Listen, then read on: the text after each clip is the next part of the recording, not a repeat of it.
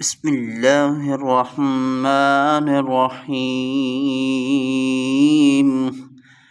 الرحمن علم القرآن خلق الإنسان علمه البيان. الشمس والقمر بحسبان والنجم والشجر يسجدان والسماء رفعها ووضع الميزان ألا تطغوا في الميزان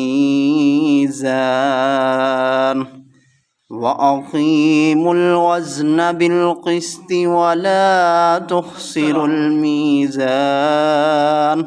والأرض وضعها للأنام فيها فاكهة والنخل ذات الأكمام والحب ذو العصف والريحان فبأي آلاء